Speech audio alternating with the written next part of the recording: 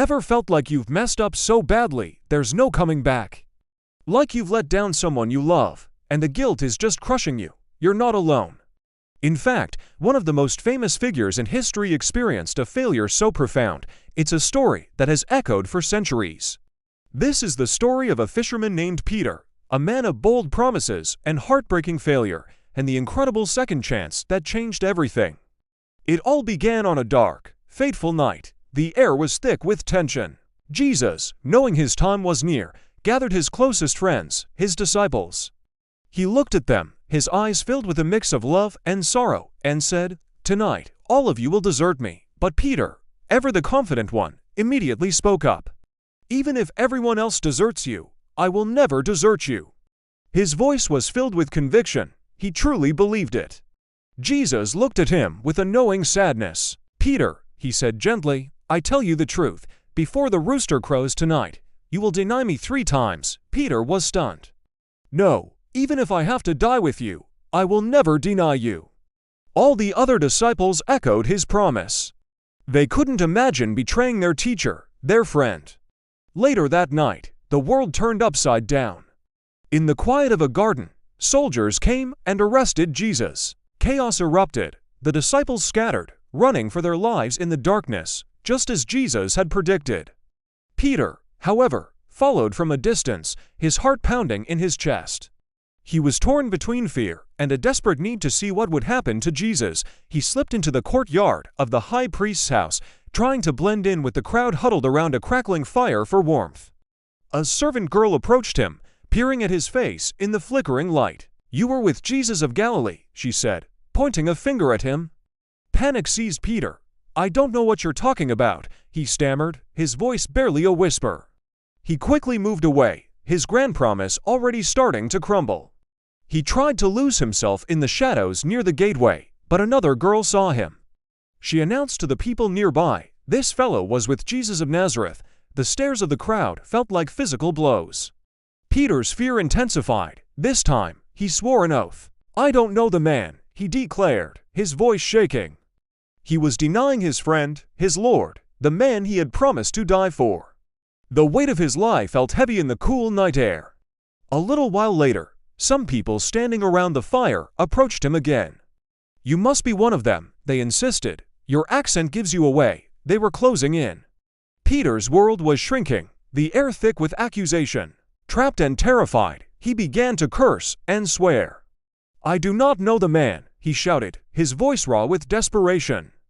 And just at that moment, from somewhere in the distance, a rooster crowed. The sound cut through the noise of the courtyard and pierced Peter's heart like a knife. At that exact instant, Jesus, being led away by the guards, turned and looked directly at Peter. Their eyes met across the courtyard. It wasn't a look of anger or disappointment. It was a look of profound sorrow, of love, of knowing. In that single glance, everything came rushing back. Jesus' words, Peter's own boastful promise, and the crushing reality of his 3 denials. The weight of his failure was unbearable. He stumbled out of the courtyard, away from the fire, away from the accusing eyes, and into the darkness. He collapsed, and he wept bitterly. His heart was shattered into a million pieces. He had failed in the worst possible way. For Peter, it felt like the end. Days passed in a blur of grief and confusion. Jesus was crucified. The hope that had burned so brightly seemed extinguished forever. Peter and the other disciples hid behind locked doors, lost in their sorrow and fear. Peter's guilt was a constant companion, a heavy cloak he couldn't take off. How could he ever face the others? How could he ever forgive himself? But then, the impossible happened. News began to spread, whispered at first, then shouted with joy. Jesus was alive. He had risen from the dead. The tomb was empty. Mary Magdalene had seen him. 2 disciples on the road to Emmaus had walked with him. Could it be true? Hope, fragile and tentative, began to dawn in their hearts. One morning, Peter and some of the other disciples decided to go fishing on the Sea of Galilee. It was familiar territory, a return to their old lives. But after a long night on the water, they had caught nothing. "Friends," the man called out, "haven't you any fish?" "No," they replied, dejected. "Throw your net on the right side of the boat, and you will find some," the man said. Weary, but willing to try anything, they did as he suggested. Suddenly, the net was so full of fish they could barely haul it in. John, the disciple Jesus loved, looked at Peter, his eyes wide with realization. "It is the Lord," he exclaimed. Without a second thought, Peter, the impulsive fisherman, jumped out of the boat and into the water, swimming frantically toward the shore. He couldn't wait, he had to get to Jesus. When they all reached the beach, they found a charcoal fire burning, with fish cooking on it, and some bread. The same kind of fire where Peter had denied Jesus, but this time, it felt different. "Bring some of the fish you have just caught," Jesus said. Peter, dripping wet, went and helped drag the overflowing net ashore. Then Jesus said to them, "Come and have breakfast." None of them dared to ask, "Who are you?" They knew it was the Lord. He took the bread and gave it to them, and did the same with the fish.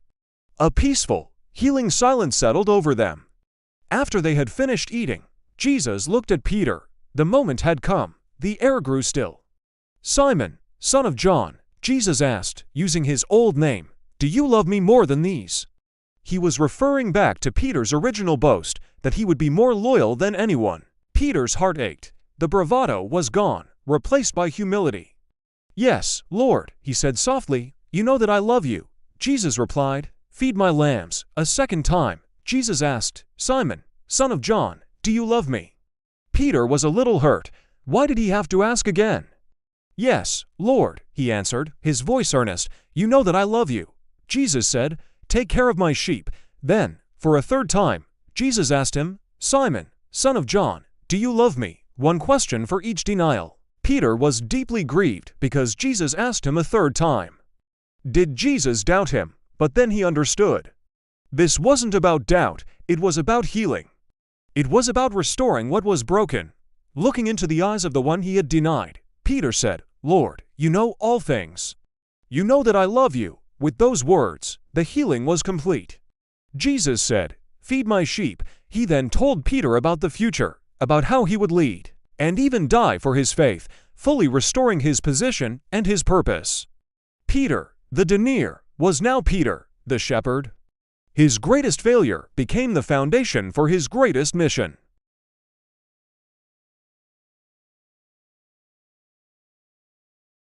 When we feel we've hit rock bottom, when the guilt is overwhelming, there is always a path to restoration. Just like Peter, we are offered a second chance, a third chance, a 70 times 7 chance. Grace doesn't just forgive our past, it redeems it and gives us a new future. It is a powerful reminder that our lowest moments can become the turning points for our greatest comeback. Thank you for watching.